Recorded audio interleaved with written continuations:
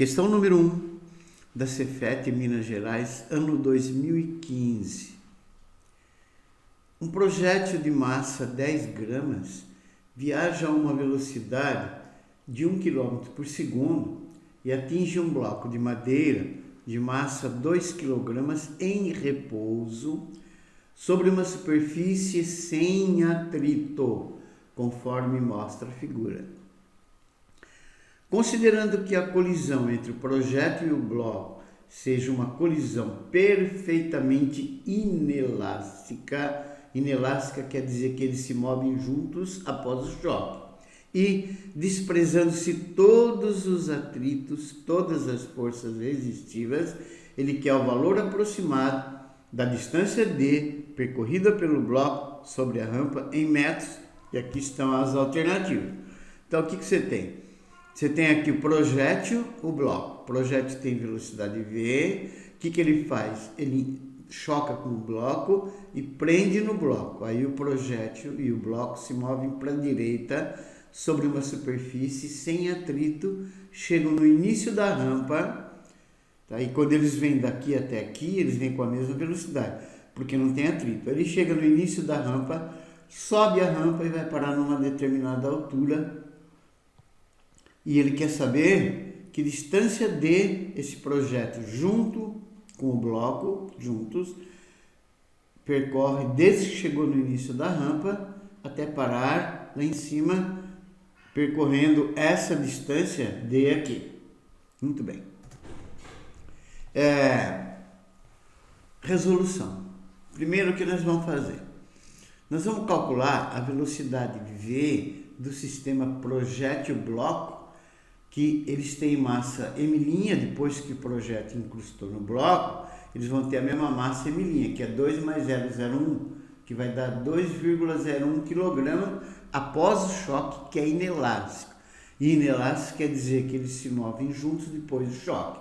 E nesse caso, nós vamos utilizar o princípio da conservação da quantidade de movimento. Então, o que eu tenho? O fenômeno, que é o projétil incrustando no choque. Então, antes do fenômeno, tem uma situação e depois outra. Então, primeiro nós vamos calcular a quantidade de movimento do sistema antes do projétil se chocar com o bloco. Que é aqui, ó, o projétil tem velocidade de 1000 metros por segundo e o bloco está parado. Então, a quantidade de movimento do sistema antes é a quantidade de movimento do projétil mais a quantidade de movimento do bloco. A quantidade de movimento do projétil antes, tá, é a massa do projétil vezes a velocidade do projétil, mais a quantidade de movimento do bloco antes é a massa do bloco, velocidade do bloco. Massa do projétil 0,01 kg, passei para quilo, vezes a velocidade do projétil 1000, mais a massa do bloco 2 e a velocidade dele é 0. Então, nessas condições, a quantidade de movimento do sistema antes do projétil se incrustar no bloco é de 10 kg/metro por segundo. Depois que o projétil se incrustou no bloco, os dois vão andar juntos com massa m' de 2,01 kg e vão se mover com uma velocidade v durante todo o percurso, até chegar na rampa, porque não tem atrito. Então o que eu tenho depois? Eu tenho o sistema de massa m', que é o projétil mais o bloco, se movendo com uma velocidade v. Então, como se movem juntos, eles só têm um corpo de massa m', 2,01 kg, e vai ter velocidade v, que a gente quer determinar. A quantidade de movimento do sistema depois, nessa situação aqui, é a quantidade de movimento do sistema projétil-bloco, que é a massa m' vezes a velocidade v comum dos dois. Então, a massa m' é 2,01 kg vezes a velocidade v.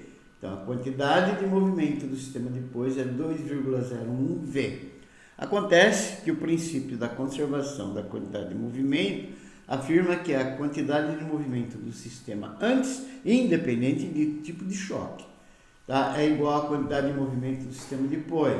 A quantidade de movimento do sistema antes é 10 e a do sistema depois é 2,01 v. Então, resolvendo, tá, o v vai ser 10 sobre 2,01 que vai dar 4,98 metros por segundo. Então, essa velocidade de 4,8 metros por segundo, que é a velocidade com que o sistema projétil bloco chega no início da rampa, é a mesma que aquela anterior que nós calculamos. Por quê? Anteriormente, lá naquele plano horizontal, até chegar aqui, não tem atrito. E como não tem atrito, ele vai conservar a velocidade que ele tinha antes, que é 4,98 metros por segundo. O que nós vamos fazer agora? Vamos trabalhar na rampa. Então, para o conjunto projétil bloco de massa M' 2,01 kg, vamos calcular a energia mecânica nos pontos. Eu chamei de R aqui embaixo e de R lá em cima. Veja bem, no R aqui embaixo, ele chega com uma velocidade de 4,98 metros por segundo. E a altura aqui é zero, se eu botar o referencial no plano aqui, o nível de altura aqui. Então aqui ele vai ter velocidade de 4,98 metros por segundo, altura zero.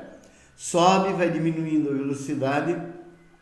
Depois que ele percorreu a altura D, ele percorreu a distância D, ele vai atingir uma altura que é H é igual a D sobre 2. E ele para, a velocidade final dele é zero.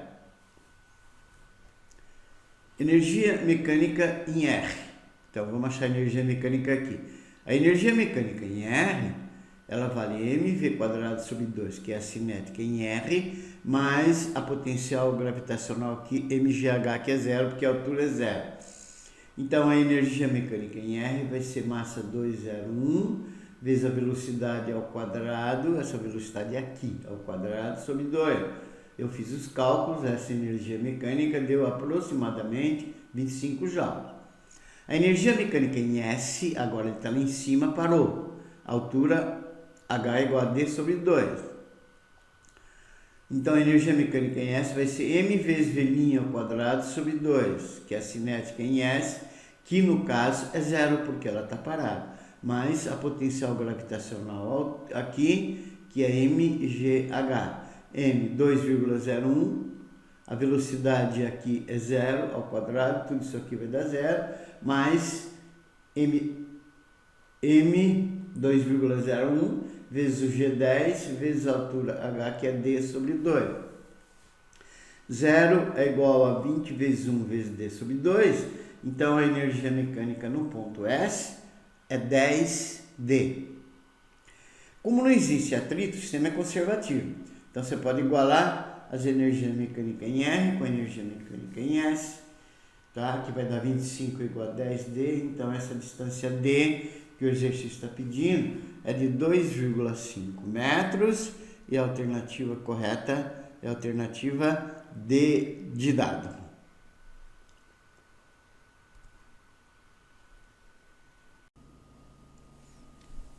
Segunda questão. A figura mostra um bloco D, esse bloco, de massa meio quilograma, preso a uma corda inextensível que passa por uma rodana. Está aqui o bloco D, preso a essa corda aqui inextensível, e essa corda está passando por uma rodana que está presa ao teto. A outra extremidade da corda está presa uma barra CA que pode girar em torno do eixo fixado à parede.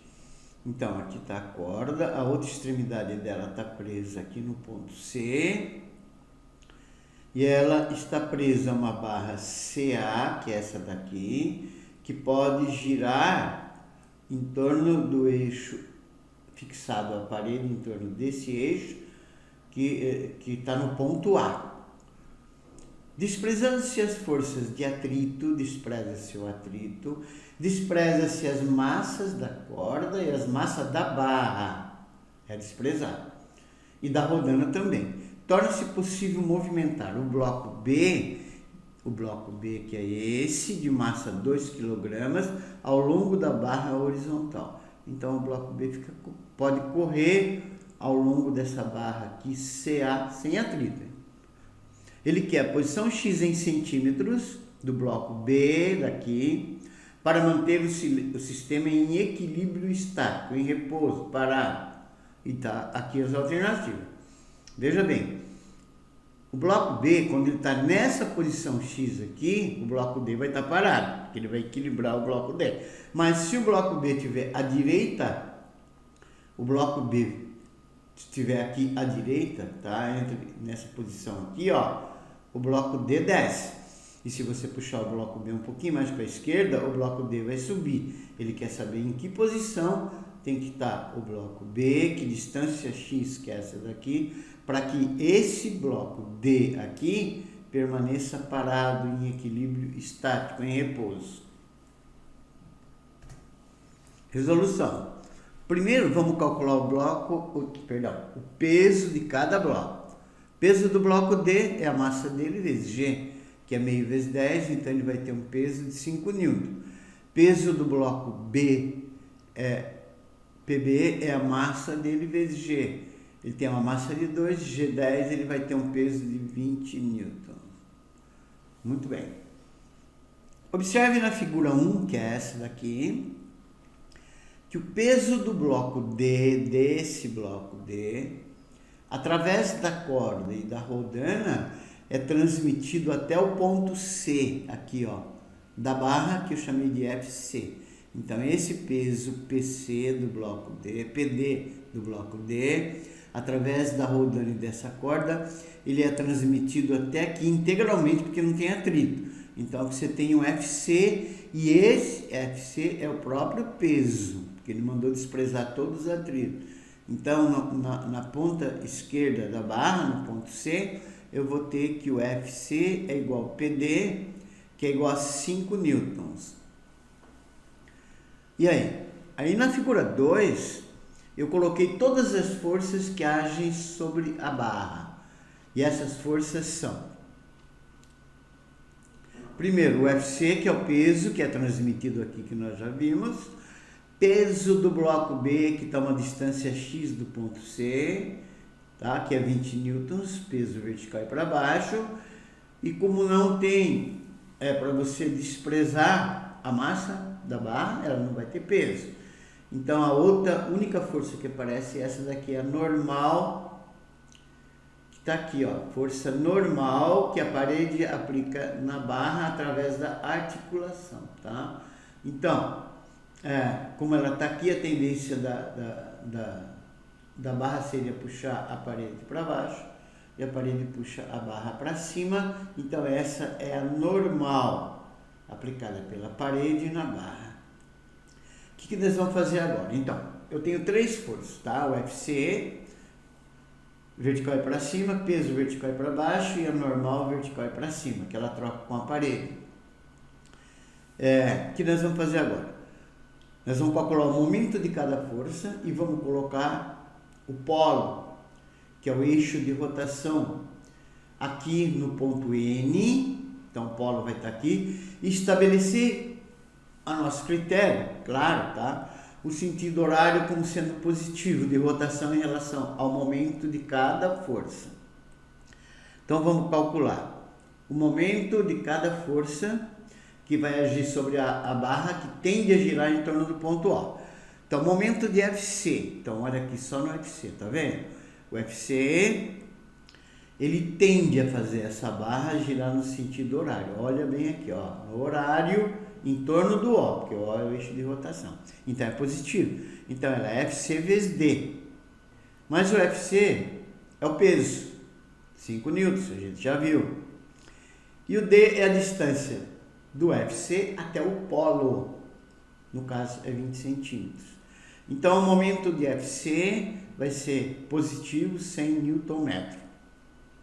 Agora vamos calcular o momento do peso do B. O momento de PB é menos PBD. Por que menos? Olha aqui o PB, tá vendo?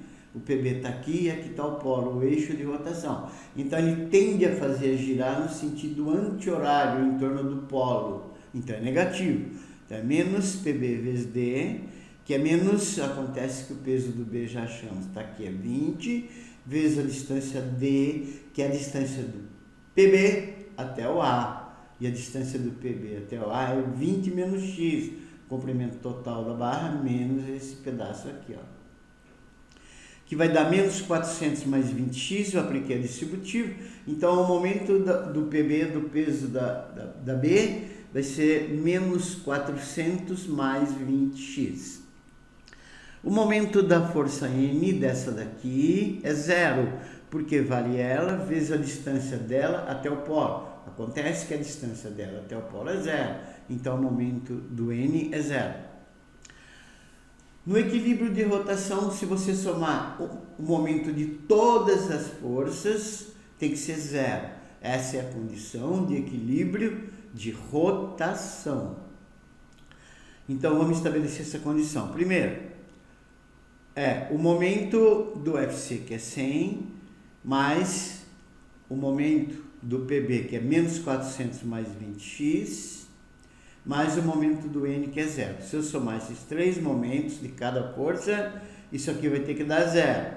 Resolvendo isso, 20x igual a 300, o x vai ser 300 por 20, que vai dar 15 centímetros, e a alternativa correta é a B. Então, o que nós achamos? Quando essa distância x aqui, ó, do ponto C da barra até aqui, for de 15 centímetros, tá? O bloco D vai estar em equilíbrio, ele não sobe nem desce. Se essa distância for menor que 15, a barra desce, e se essa distância for maior que 15, a barra sobe. A alternativa correta é a B de bola.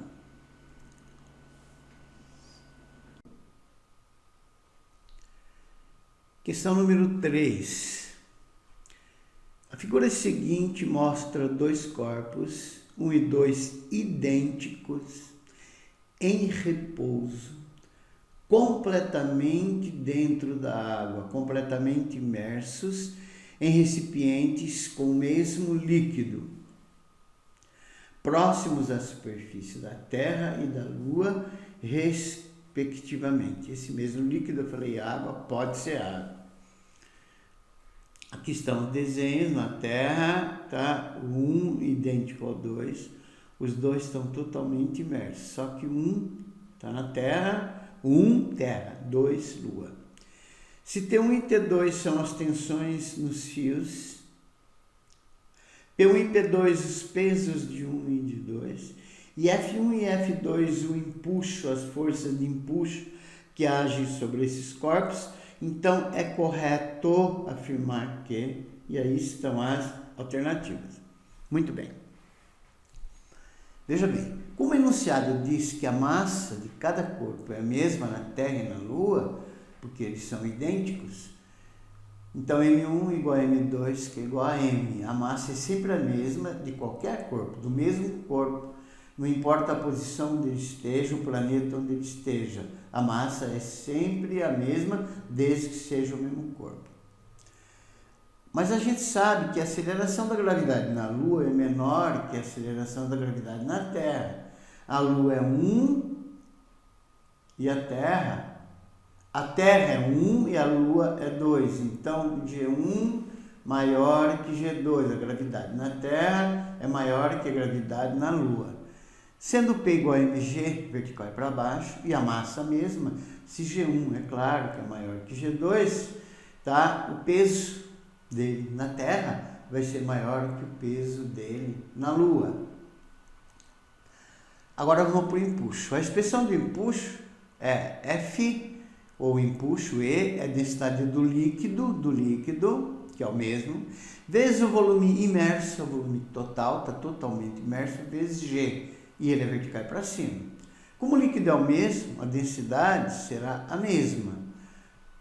Ambos estão totalmente imersos, então o volume imerso também é o mesmo. E como G1, a gravidade na Terra é maior que a da Lua, o empuxo dele na Terra vai ser maior que o empuxo dele na Lua.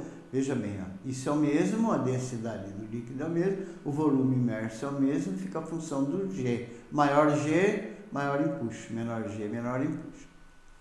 Acontece que na Terra, o peso do corpo de massa MC e volume V pode ser expresso em função de sua densidade, ou mais específica, que eu chamei de DC. Densidade é massa sobre volume, A massa é densidade vezes volume.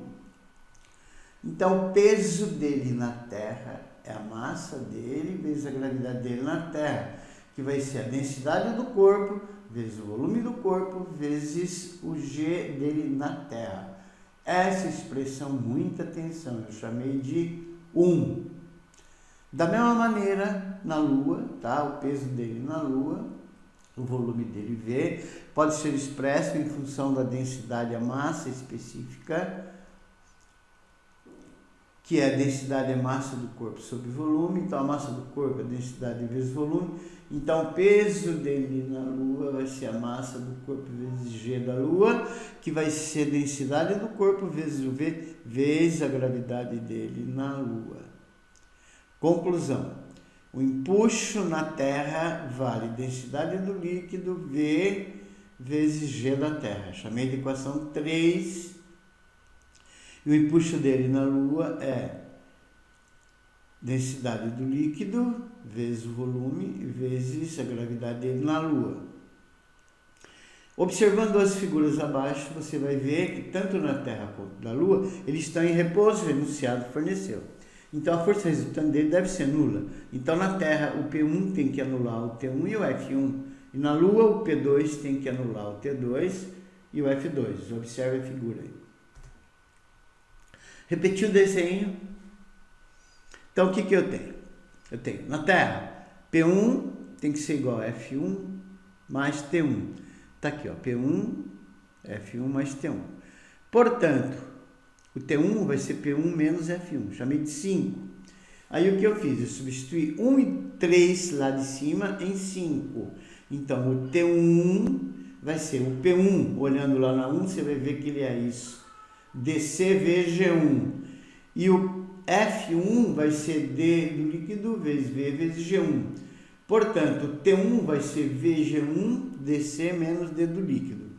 Da mesma maneira, para o 2, o T2 mais o F2 é o P2. O T2 vai ser P2 menos F2, que eu substituí o 2 lá em cima e o 4 lá em cima nessa daqui 6, que eu chamei de 6. Então, o 2 é DC vezes G2 e o 4 é a densidade do líquido VG2. Acertando isso, você vai ter que o T2, aqui é 2, desculpa, VG2 DC menos D do líquido. Dividindo T1 por T2, eu estou dividindo isso por isso, membro a membro. Veja bem, V com V cancela, D do corpo menos D do líquido, D do corpo menos D do líquido cancela, vai sobrar T1 sobre T2, é G1 sobre G2.